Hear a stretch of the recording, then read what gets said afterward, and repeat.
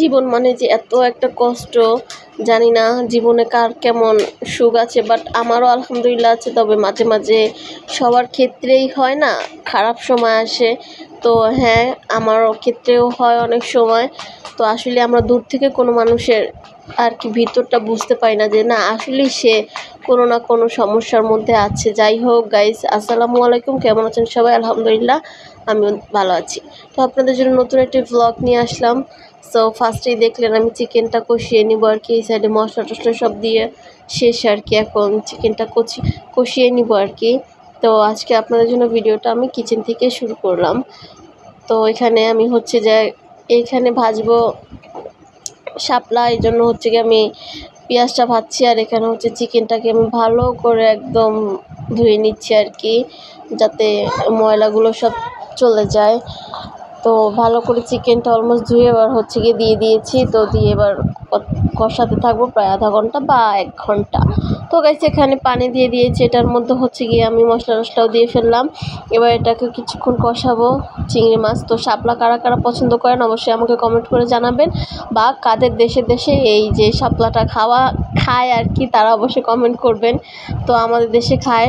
তো আমি হচ্ছে যে শাপলাটা খুবই পছন্দ করি। তবে সেদিন আমি শাপলার মধ্যে কোনিয়াতে যে আমি রান্না করছি গাইস, আমি আসলে নিজেও জানি নাই। তখন হচ্ছে যে আমি একটু লবণ বেশি দিয়ে ফেলছিলাম গাইস, জানি না কোন ধান্দায় আমি রান্না করছি। তো ওইখানে কি আর কি টেবিলটা আর কি ক্লিন করে নিচ্ছি। তো সকালবেলা নাস্তা টাস্তা খেয়ে যে প্লেট ছিল ওইটা আর কি টেবিলেই ছিল। তো ওটা আমি 2 দিন ধরে আর কি ক্লিন করতে সময় পাইনি, বা বললেই চলে আলসামি আর কি করি নাই। তো এখানে সকাল কিছু রুটি ছিল, তো খাওয়া হয়নি নাস্তা আর কি, কারো মন মানসিকতা তেমন একটা ভালো না, তো এই জন্য কেউ খায়নি। আর এখানে গতকালের একটু শুটকি ছিল, তো ওটাই টেবিলে ছিল।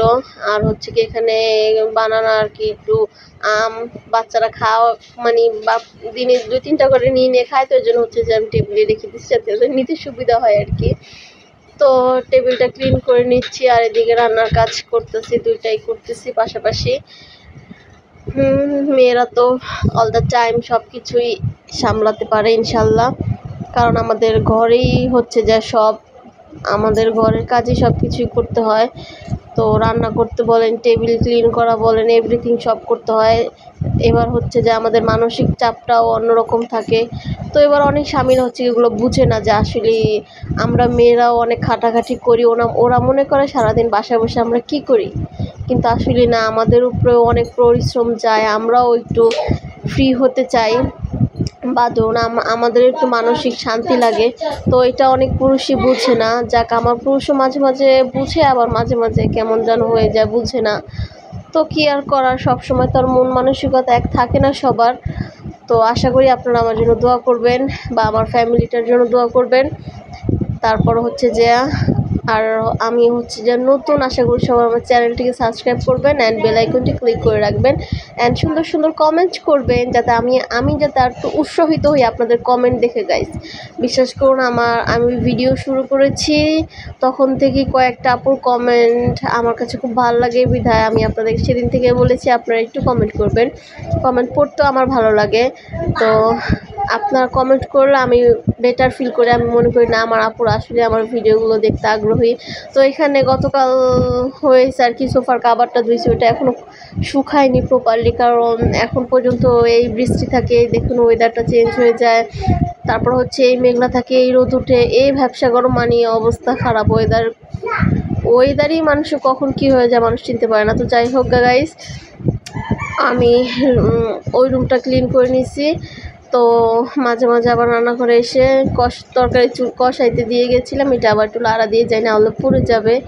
তো 2 হাতে সব কিছু সামলাতে হয়, পাশাপাশি বাচ্চা। তো এটা যারা গৃহিণী আছেন, আমি জানি সবাই আমার মতোই, তো জানেন বুঝেন। তো গৃহিণীরাই পাশে থাকবেন আশা করি বেশি বেশি, আপনাদের সাপোর্টই আমাদের সব গৃহিণীদের লাগে। তো যাই হোক গাইস, এখানে ভালো করে আমি পেঁয়াজটা কষিয়ে নিয়েছি, একদম কষা, মানে শাপলাতে ভালো করে একটু কষিয়ে নিয়েছি। সেদিন আমার আদা রসুন ফ্রিজে ছিল, আমি বের করতে পারিনি, বিধায় তখন হচ্ছে অল্প আদা রসুন হয়ে গেছিলো। কেন জানি লবণটার জন্য একদম টেস্টটাই নষ্ট হয়ে গেছে। শাপলার তো কিছুই করার নেই গাইস, আমি কোন ধান্দা রান্না করছি আমি নিজেও জানি না, আমি টেস্টও করি নেই গা। পরে হচ্ছে যা খাওয়ার সময় টেবিলে খাওয়া দাওয়ার পরে দেখি যে অবস্থা, লবণ বেশি হয়ে গেছে, একদম বেশি। তো যাই হোক, কোনো প্রবলেম নেই, কারণ ভাতের সাথে খেলে টের পাওয়া যায় না। আর আমি লবণটা একটু বেশি খাই বিধায় তরকারিতে লবণ হয়ে যায়, কী করবো গাইস। তো এখানে শাপলাটা দিছি, এবার শাপলাটা কষিয়ে নিতে থাকবো। আর এখানটা চিকেনটাও মাঝে মাঝে আমি হচ্ছে যে রাড়া দিয়ে নিই, কারণ এটাও হচ্ছে যা কষাতে দিয়ে গেছিলাম। তো আজকে ভাজি নেই, কারণ একদম মন মানসিকতা ভালো ছিল না, দেন ভাজি নেই, জাস্ট হচ্ছে যে আমি কষিয়ে আজকে রান্না করে ফেলছি। তো এই জন্য তরকারিটা খারাপ হয়নি, কষালেও মজা হয়, মাঝে মাঝে কষিও রান্না করি, কিন্তু আমার কাছে কেমন জানি একটু ভেজে নিলেই ভালো লাগে। তো এখানে বাচ্চাকে দেখতে আসলাম, দেখি ও কী খাচ্ছে, এটা ডাল। বলতেছে আম্মু কী খায়, আমি বলতেছি কী খাচ্ছ, বলে ডাল। আর এখানে বড়টা এখনও ঘুমাচ্ছে, উঠায়নি। তো তখন প্রায় অলমোস্ট 12টা বাজে, ও তখনও ঘুমাইছিল, উঠিনি। তো তাই আমি বিছানা টিছনা ক্লিন করতেছিলাম, এই রুমটা পরে গুছাবো। তো এই রুম 2 দিন যাবত আমি আসিও না, কেমন যেন আসতেই সময় পাই না, বা আসি না কেন যেন, 2 দিন ধরে আসা হয় না। তারপরে হচ্ছে যে আজকে ভাবলাম যে বিছনা টিছনাগুলো একটু ক্লিন করে নিই। তো ক্লিন করে যাওয়ার পরে আবার ছোটোটা এসে কী করছে, আপনার কয়েলের গুঁড়োগুলো আছে সব বিছনার মধ্যে ঢেলে আমার এমনি কালো কালার চাদর একদম সাদা করে ফেলছে। কী আর করবো, কিছুই করার নেই, বাচ্চা কাচ্চারা থাকলে তো এরকম করবেই। তো যাই হোক, বিছনা টিছনাগুলো ক্লিন করে নিলাম। তো এই রুম প্রায় অলমোস্ট ক্লিন করা হয়ে গেছে। তো পাশের রুমটা ক্লিন করব। বিছনা টিছনাগুলো ঝেড়ে নিয়েছি, কারণ 2 দিন যাবত আসতেও পারি না, ঝাড়তেও পারি না, সোফাগুলোও ছাড়ি নাই। 2 দিন ধরে সোফাগুলো ক্লিন করতে পারিনি। তো আজকে এর জন্য ভাবলাম একবার কোনাকাচি দিয়ে পরিষ্কার করে নিই। তো যাই হোক, এর মধ্যে গুঁড়াটা চলে এসেছে, দুষ্টুমি করতেছে, বলতেছে মাম মাম পানি খাবে। তো ওকে আবার হচ্ছে যে একটু মাম দিয়ে দিলাম খাওয়ার জন্য। তো কাঁচের গ্লাসের জন্য সামনে দাঁড়িয়ে আছে, আবার ভেঙে ফেলে কিনা, ও আবার যা খায় তা আবার ফেলে দেয় ক্যামেরার, এই জন্য হচ্ছে যা জিনিস এনেছিলাম।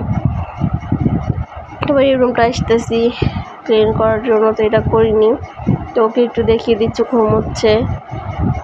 তারপরেও খুব অসুস্থ আর কি, প্রায় 1 মাস হবে মেবি এরকম।